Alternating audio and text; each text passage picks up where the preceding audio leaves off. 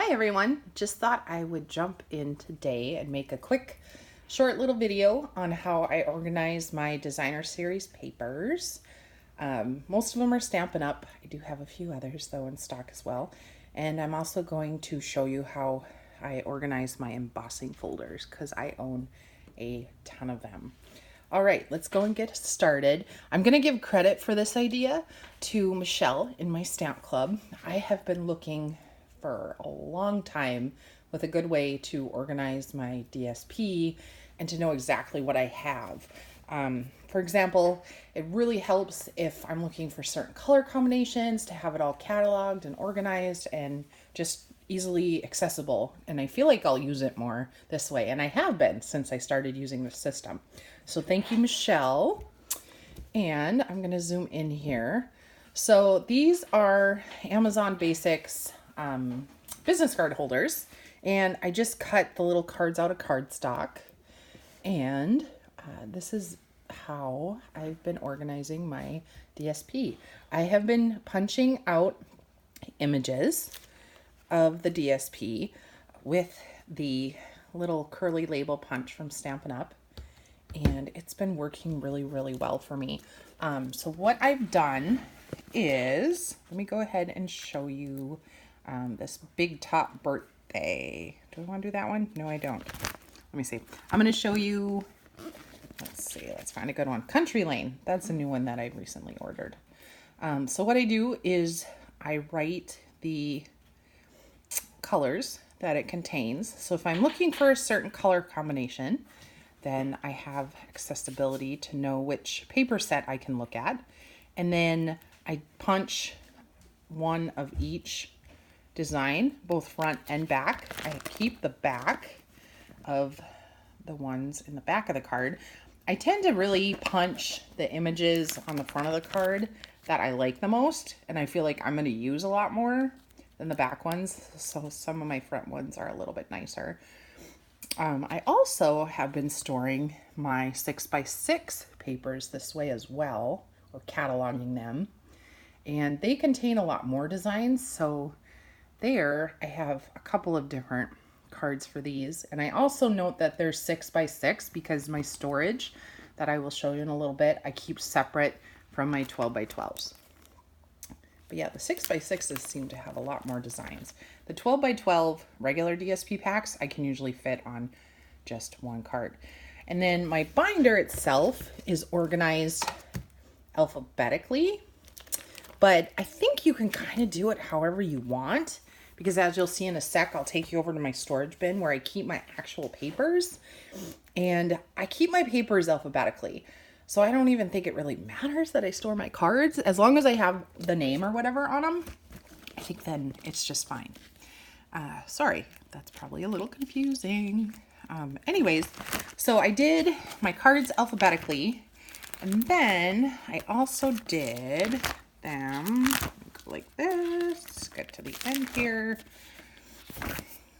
via holidays. Basically, however my bins in my cupboard are organized, this is kind of how I coordinated my card cataloging system. So you guys could go ahead and do these in any kind of order. So I ended up doing, like, here's my Christmas ones all together, more Christmas. Here's my, I did Valentine's Day and I did Halloween. Let me see. And then that's as far as I've gone. I also want to do, I have a separate bin for glitter and metallics. And I kind of like to catalog those as well. So I ordered quite a few of these. But yeah, they're really easy to insert, and little sleeves and covers will help keep them nice and protected. So I'm going to lift up the camera, sorry for the shakiness, and I'm going to bring you to my actual physical place that I store my cardstock. So over here in this cupboard is where I store most of my 12x12s. I have a stand too, but these are the ones that I use the most.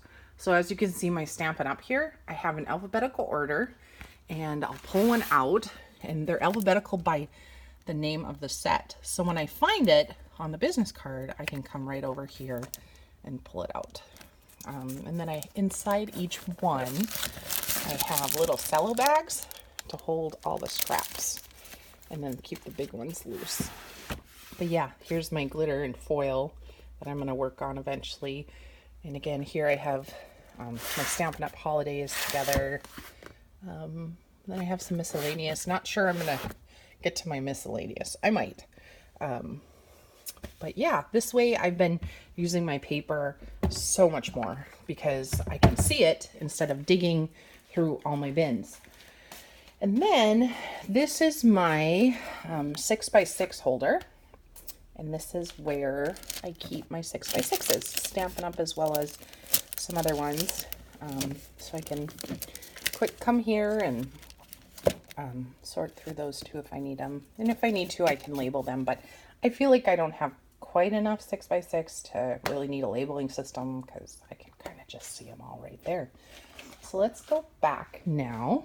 I'm going to put you back. Again, sorry for the shakiness. It's just easier this way when I have my hands free. And I'm going to show you how I do organize my embossing folders. Okay, so again, I looked on Pinterest and I looked at tons of ideas and I just did not quite know what I wanted to do with my embossing folders until I found this way of organizing them, and it's been working really well for me. So I'm hoping someone can adapt it and try it for themselves. So I had a bunch of these key rings laying around. So I've made little sample sheets with numbering systems for these key rings is what I ended up doing.